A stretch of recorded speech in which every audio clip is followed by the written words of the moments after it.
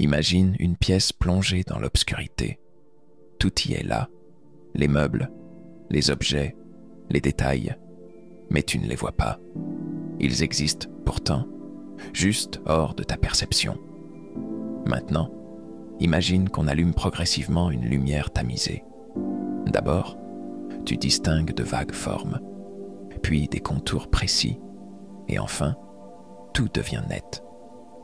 C'est exactement ce qui se passe avec notre perception de la réalité. On pense voir le monde tel qu'il est, mais en réalité, on ne capte qu'une infime portion de ce qui nous entoure.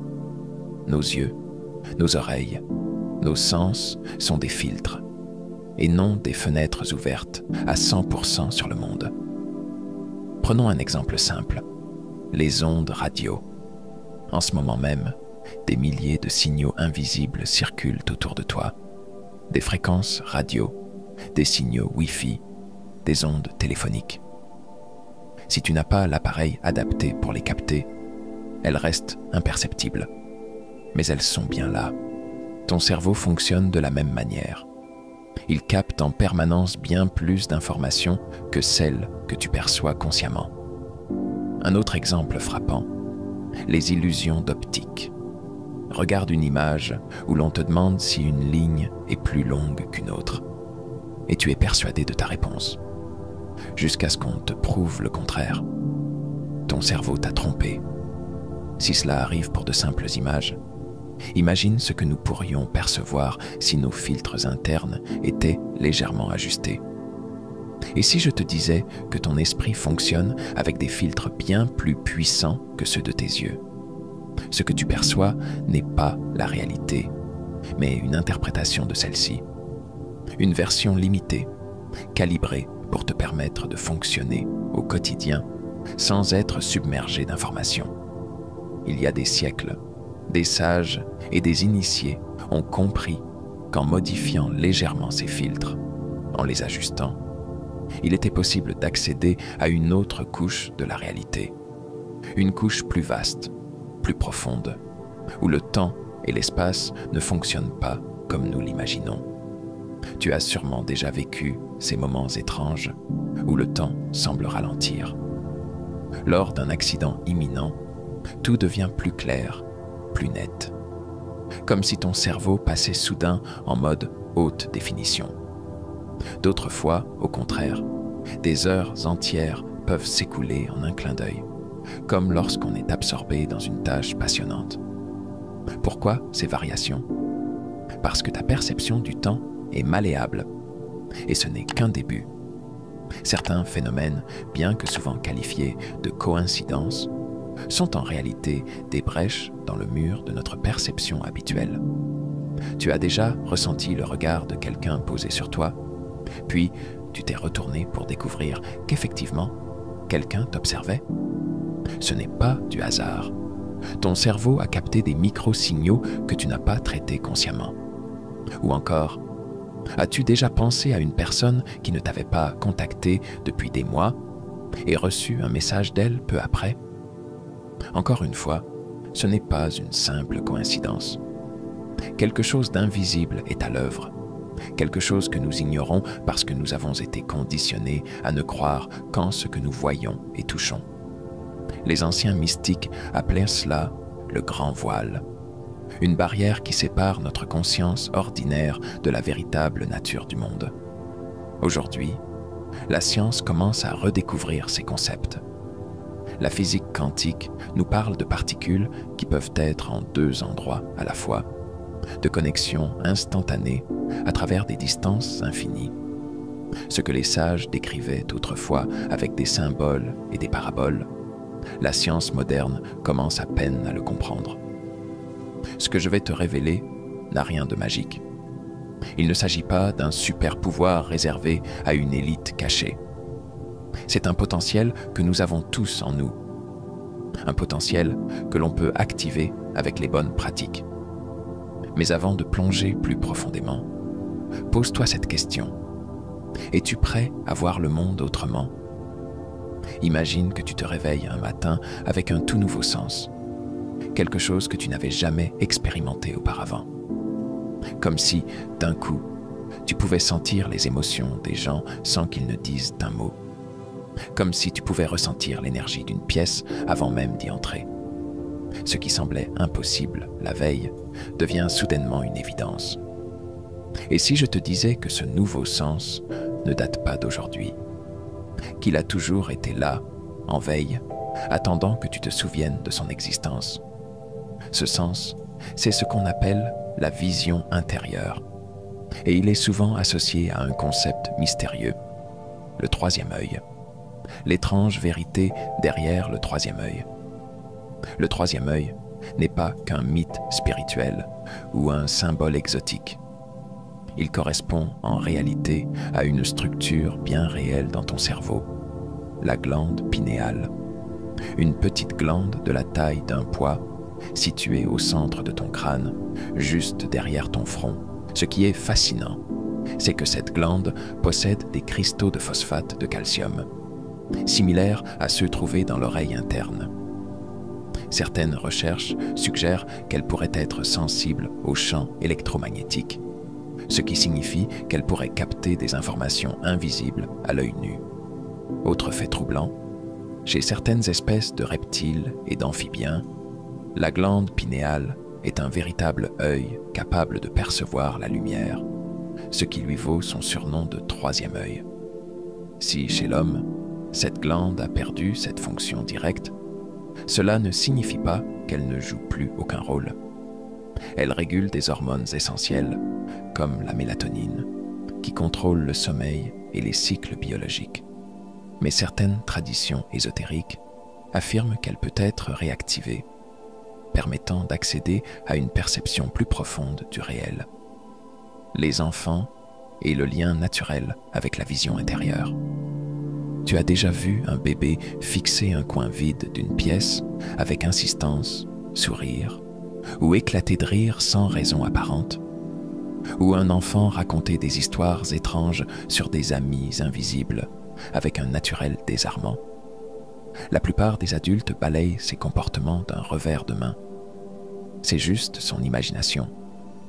Mais si ce n'était pas le cas, de nombreuses traditions spirituelles affirment que les enfants possèdent une connexion innée avec leur vision intérieure, un lien qui s'atténue à mesure qu'ils grandissent et sont conditionnés à croire uniquement en ce qu'ils peuvent voir et toucher. Un phénomène intrigant a été observé chez de très jeunes enfants. Ils sont souvent capables de reconnaître des émotions ou de ressentir des intentions cachées sans qu'on leur ait jamais appris à le faire. C'est comme si leur perception du monde n'était pas encore limitée par les filtres de la rationalité. Mais alors, pourquoi perdons-nous cette capacité en grandissant? La réponse est simple. Notre éducation et notre société nous déconnectent progressivement de cette perception élargie. On nous apprend à ignorer nos intuitions, à rationaliser nos sensations et à nous fier uniquement à ce qui est validé par la science ou la logique. Les preuves scientifiques d'une perception au-delà du visible. Loin d'être une simple croyance mystique, l'idée d'une vision intérieure trouve des échos dans plusieurs expériences scientifiques. Des études en neurosciences ont montré que notre cerveau capte une quantité phénoménale d'informations à chaque instant, mais que nous n'en traitons qu'une infime partie consciemment. En d'autres termes, notre esprit filtre ce qu'il considère comme inutile pour éviter une surcharge d'informations. Un exemple frappant est celui des expériences sur la vision aveugle, ou blind sight. Certains patients atteints de lésions cérébrales, officiellement déclarés aveugles, sont capables de détecter des mouvements ou de voir certains objets sans être conscients de les percevoir. Comment est-ce possible? Leur cerveau capte des signaux visuels qu'ils ne traitent pas de manière classique. D'autres études montrent que nous avons des capacités perceptives bien plus développées qu'on ne le pense. Prenons l'expérience du regard. Tu as sûrement déjà ressenti cette sensation étrange d'être observé. Puis, en te retournant, tu découvres que quelqu'un te fixe. Ce n'est pas du hasard. Les recherches en psychologie ont démontré que notre cerveau détecte des micro-signaux, comme des changements imperceptibles dans l'environnement ou des variations dans les champs électromagnétiques. On ne perçoit pas ces signaux consciemment, mais ils influencent nos décisions et notre ressenti. Autrement dit, ton esprit reçoit beaucoup plus d'informations que tu ne l'imagines, mais la plupart sont filtrées avant même que tu ne puisses les analyser. Comment retrouver cette perception oubliée? Si notre vision intérieure existe réellement, comment peut-on la réactiver? C'est là qu'entre en jeu la pratique intentionnelle. Comme un muscle atrophié qui n'a pas été utilisé depuis longtemps, notre perception intérieure peut être entraînée et réveillée avec des méthodes spécifiques. Certains moines bouddhistes et pratiquants du yoga affirment que des exercices comme la méditation, la respiration contrôlée et la focalisation de l'attention peuvent stimuler cette zone du cerveau et redonner accès à une perception plus fine de la réalité. Mais attention, cette redécouverte ne se fait pas en un jour. C'est un processus progressif, une sorte de rééducation du cerveau pour voir ce qui a toujours été là, mais que nous avons appris à ignorer. Si tu as déjà ressenti un pressentiment inexplicable, vécu une coïncidence troublante ou ressenti une connexion particulière avec un lieu ou une personne, alors tu as déjà expérimenté, même brièvement, l'activation de ta vision intérieure. La vraie question est, vas-tu continuer à l'ignorer ou vas-tu explorer ce que ton esprit est réellement capable de percevoir? Imagine un explorateur qui découvre une porte massive, gravée de symboles anciens. Derrière se cache un territoire inconnu, une réalité qui dépasse l'imagination. Mais cette porte est verrouillée. Il sait que 3 clés existent quelque part, éparpillées, et que sans elles, il restera condamné à observer cette porte sans jamais la franchir. Ce que je vais te révéler maintenant, ce sont ces 3 clés essentielles. Elles sont connues depuis des millénaires et ont été utilisées par les sages, les mystiques, mais aussi par ceux qui, sans le savoir, activent spontanément leur vision intérieure. Ce ne sont pas de simples techniques. Ce sont 3 états d'esprit, 3 fondations qui te permettront d'ouvrir la porte de ta perception cachée.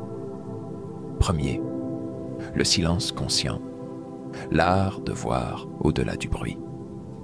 Le silence est bien plus qu'une absence de son. C'est un état, un espace où les choses invisibles deviennent perceptibles. Prends un instant, écoute autour de toi. Peut-être entends-tu des bruits de la ville, des voix, des sons familiers. Mais si tu vas plus loin, tu peux capter des choses plus subtiles. Le battement de ton cœur, le souffle de ta respiration, le léger bourdonnement dans tes oreilles. Maintenant, pose-toi cette question. Et si le silence extérieur n'était qu'une illusion? Nous vivons dans un monde saturé de distractions. Notifications, conversations, musique, écran. Notre esprit est bombardé d'informations en permanence. Et au milieu de ce chaos, une chose est devenue rare, le silence intérieur. Mais voici un secret. Ceux qui apprennent à cultiver le silence conscient développent des perceptions bien plus fines que les autres. Pourquoi? Parce que le bruit mental est un filtre. Tant que ton esprit est envahi de pensées parasites, il est impossible de percevoir les signaux plus subtils qui t'entourent. Les moines bouddhistes, les ermites spirituels et même certains artistes ont compris cela. Ils ont appris à écouter autrement, non pas avec leurs oreilles, mais avec une forme de présence profonde. Et toi, comment peux-tu y arriver? Commence par observer tes pensées sans y réagir. Imagine que ton esprit est comme un lac agité par le vent. Plus tu cherches à calmer les vagues, plus elles deviennent incontrôlables. La clé, c'est d'observer sans intervenir, comme si tu regardais des nuages défiler dans le ciel. Ce premier pilier, le silence conscient, est la fondation. Sans lui, impossible d'accéder aux autres clés. Deuxième, la respiration dirigée, le pont entre le visible et l'invisible. As-tu déjà remarqué comment ta respiration change selon tes émotions? Quand tu es stressé, ton souffle devient court et rapide. Quand tu es détendu, il est lent et profond. Ce que beaucoup ignorent, c'est que la respiration influence directement ton état de conscience. Les anciennes traditions spirituelles considéraient la respiration comme une clé sacrée, un outil permettant de passer d'un état à un autre. Prenons un exemple. Imagine que tu sois en plein cauchemar, pris de panique. Soudain, tu réalises que tu es en train de rêver. Que fais-tu instinctivement? Tu ralentis ton souffle, tu reprends le contrôle. Dans la réalité, c'est la même chose. Modifier ta respiration, c'est modifier ta perception du monde. Il existe une technique simple mais puissante, utilisée par les yogis et les méditants. 1. Inspire lentement par le nez en comptant jusqu'à 4. 2. Retiens l'air pendant 4 secondes. 3. Expire par la bouche en comptant jusqu'à 6. Fais cet exercice plusieurs fois. Sens-tu la différence? Ton esprit ralentit, ton corps se relâche, ton attention devient plus claire. En maîtrisant ce pilier, tu apprends à stabiliser ton esprit. Et un esprit stable, c'est comme un miroir propre. Il reflète la réalité avec plus de clarté. 3. La focalisation de l'attention. Voir ce que les autres ne voient pas. Imagine une loupe sous le soleil. Si tu la laisses en mouvement, elle ne fait rien de spécial. Mais si tu la stabilises sur un point précis, elle peut allumer un feu. Ton attention fonctionne de la même manière.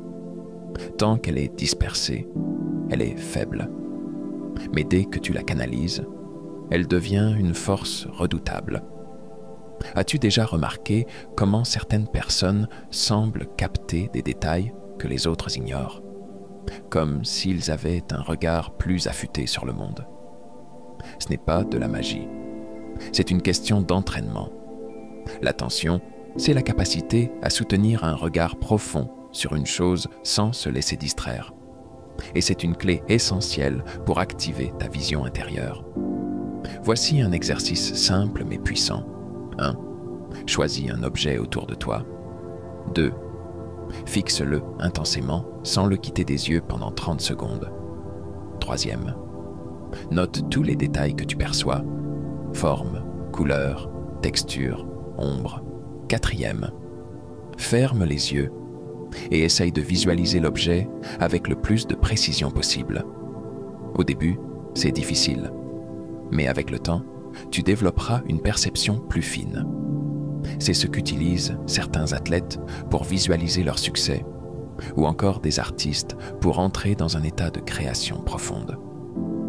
L'union des 3 piliers, le secret des anciens.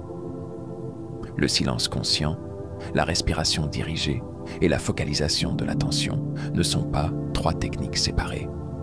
Ils sont comme les 3 pieds d'un trépied. Si l'un manque, tout s'effondre. Lorsque tu les combines, quelque chose d'étrange se produit. C'est comme si ton esprit passait sur une fréquence différente. Tu ressens plus de clarté, plus d'intuition. Tu commences à percevoir des choses que tu ne remarquais pas avant. Certaines cultures anciennes parlèrent de cela comme d'un changement de regard sur le monde. Non pas voir avec les yeux physiques, mais avec une autre forme de perception, plus profonde.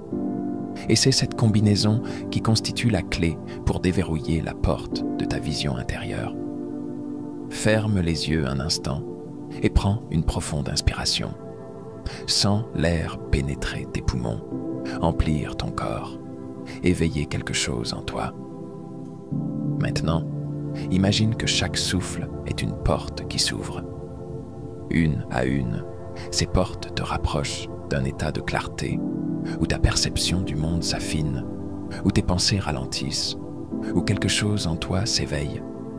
Ce que tu ressens en cet instant, c'est le pouvoir de la respiration. Et il ne s'agit pas simplement d'oxygéner ton corps. Les anciens savaient que le souffle était bien plus qu'un processus biologique. Il était un outil sacré, une passerelle entre l'ordinaire et l'extraordinaire. Aujourd'hui, nous allons voir comment un simple exercice en 7 respirations peut littéralement transformer ton état de conscience et t'amener à expérimenter une perception plus profonde du réel. Pourquoi 7? Le mystère du nombre sacré. Pourquoi ce rituel repose-t-il précisément sur 7 respirations? Ce chiffre est omniprésent dans toutes les traditions spirituelles et scientifiques.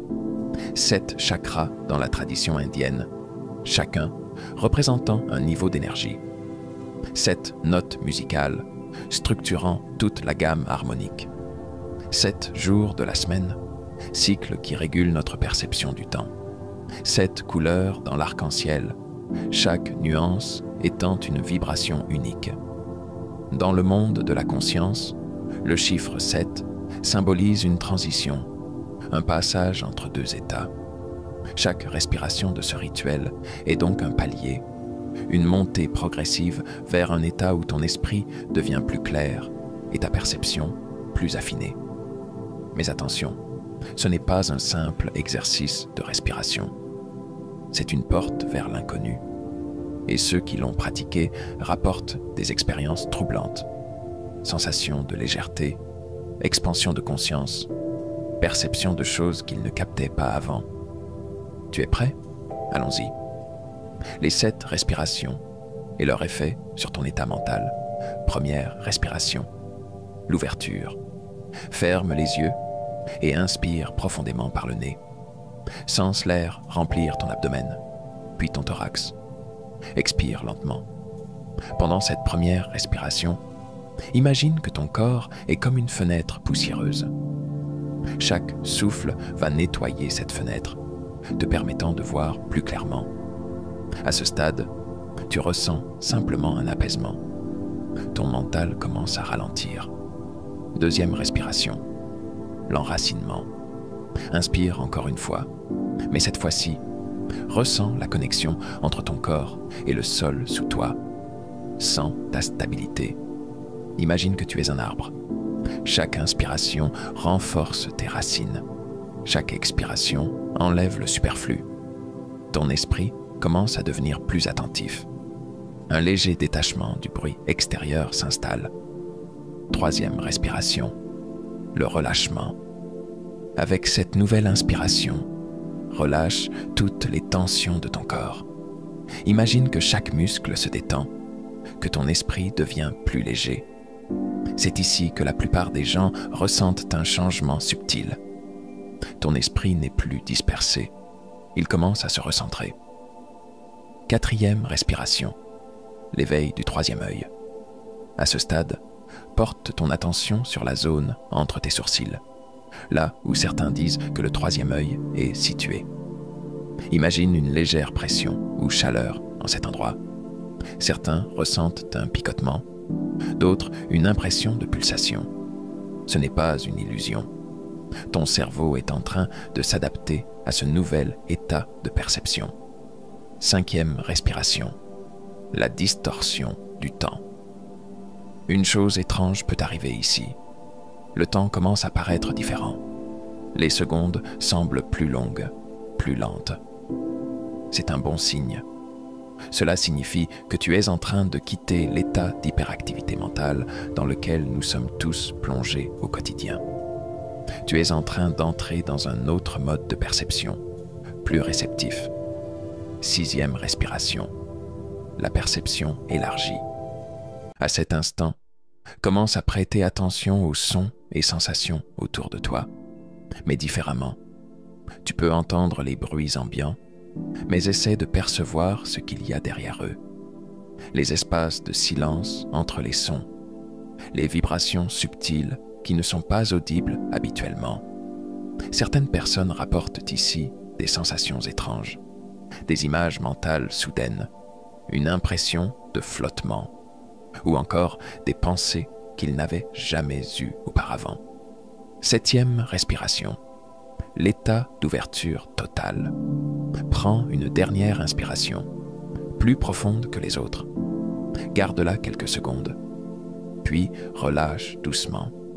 À ce stade, ton esprit est dans un état différent, plus fluide, plus calme, mais aussi plus réceptif. Ne cherche pas à analyser ce que tu ressens. Juste observe.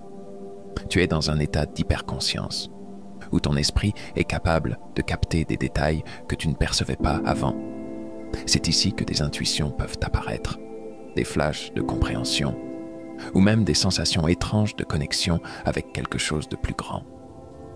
Que faire après le rituel? Tu viens d'entrer dans un état de perception différent. Mais maintenant, que faire avec ça? D'abord, ne force rien. Cet état n'est pas une fin en soi, c'est un outil. Plus tu pratiques ce rituel, plus il te sera facile d'entrer dans cet état rapidement, et plus ta perception naturelle va changer. Beaucoup de gens rapportent qu'après quelques jours de pratique, ils deviennent plus intuitifs. Ils ressentent mieux les intentions des gens. Ils captent des détails qu'ils ignoraient avant. D'autres vont encore plus loin.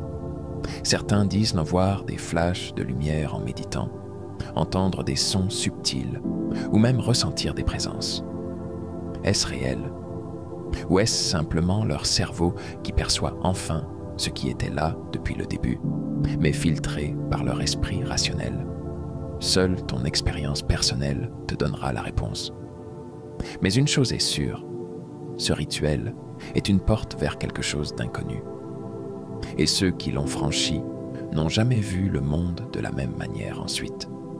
Tu es à la lisière d'un territoire inconnu. Tu as commencé à percevoir ce qui était invisible hier. Mais juste avant d'aller plus loin, quelque chose apparaît sur ton chemin. Une ombre, une voix intérieure, un doute qui s'installe. C'est normal.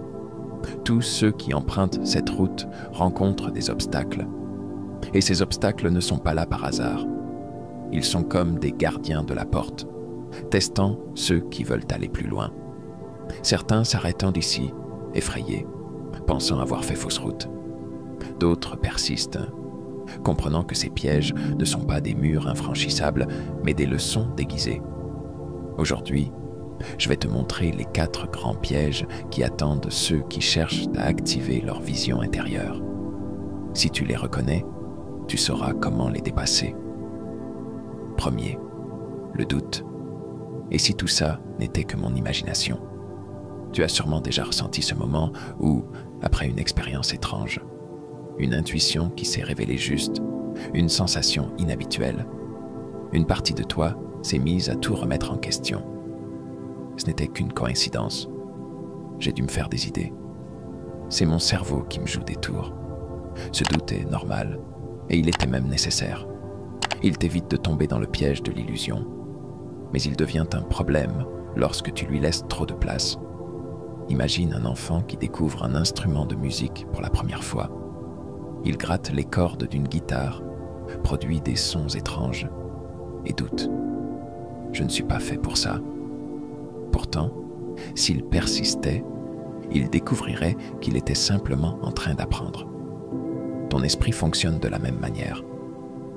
Quand tu commences à développer ta vision intérieure, ce que tu perçois peut sembler flou, incertain, étrange.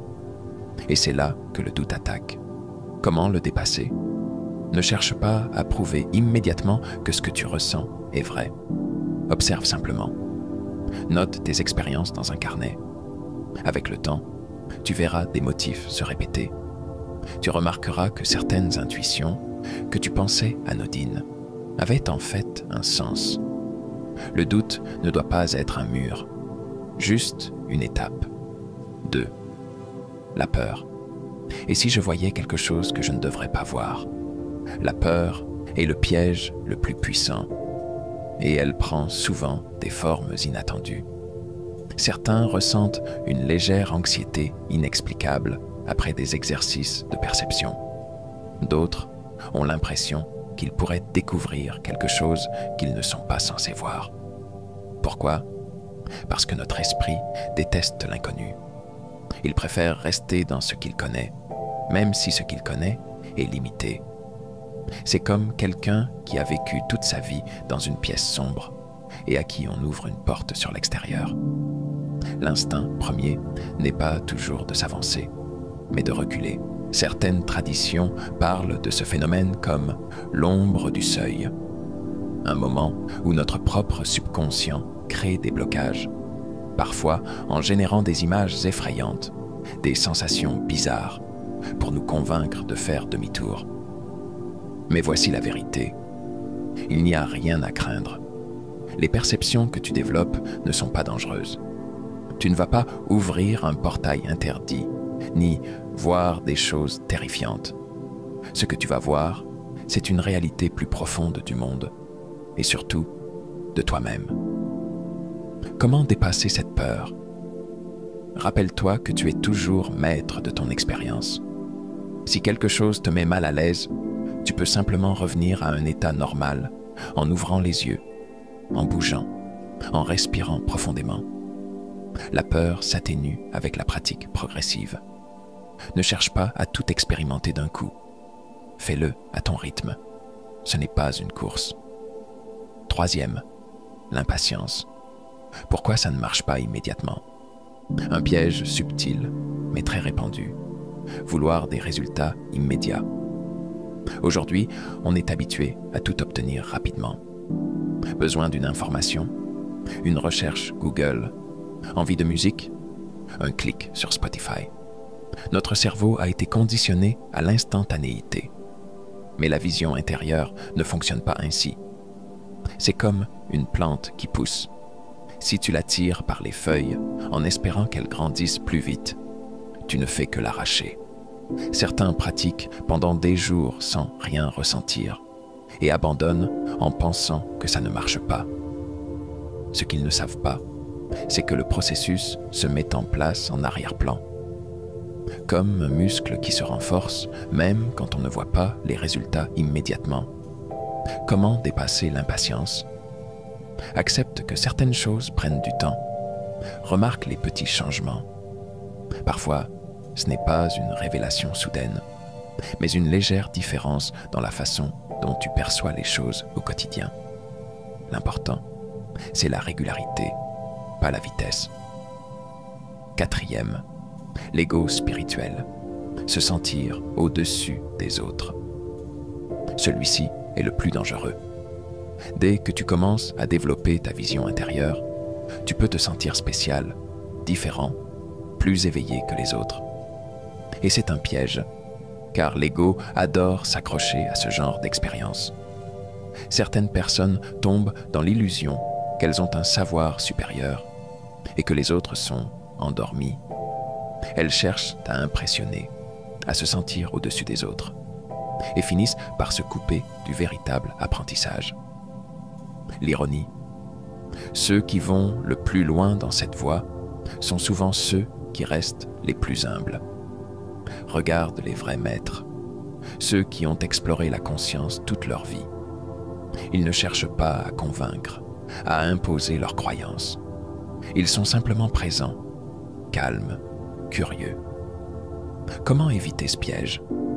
Garde toujours une attitude de découverte. Même si tu développes des perceptions, continue à apprendre. Ne cherche pas à imposer tes expériences aux autres. Certains ne sont pas prêts, et ce n'est pas grave.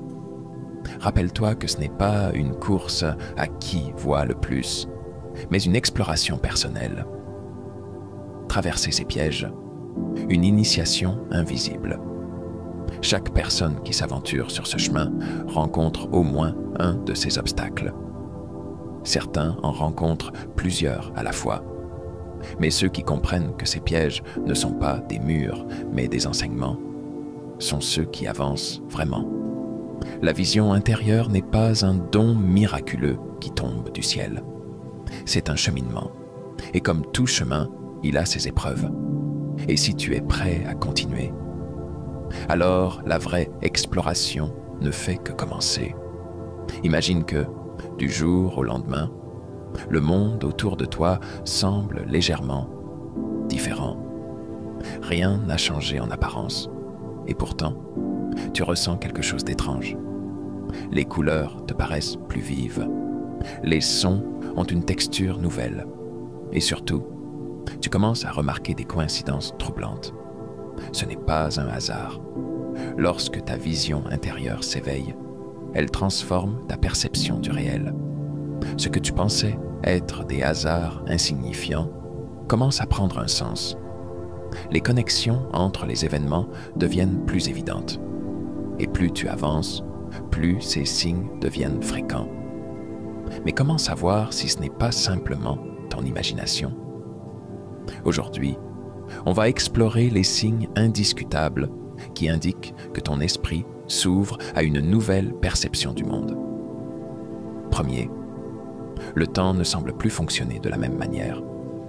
C'est l'un des premiers effets ressentis. Tu commences à remarquer des anomalies dans ta perception du temps. Parfois, les minutes semblent s'étirer, comme si tout ralentissait autour de toi. À d'autres moments, les heures passent en un clin d'œil, et tu as du mal à expliquer comment le temps s'est écoulé si vite. Un exemple classique. Tu penses à quelque chose pendant ce qui te semble une longue réflexion, puis tu regardes l'horloge, et seulement quelques secondes se sont écoulées. Pourquoi cela arrive-t-il? Parce que ton cerveau commence à fonctionner sur une autre fréquence. Lorsque ton état de conscience change, ta perception du temps devient plus fluide. Certains scientifiques ont étudié ce phénomène chez les méditants et les pratiquants de pleine conscience.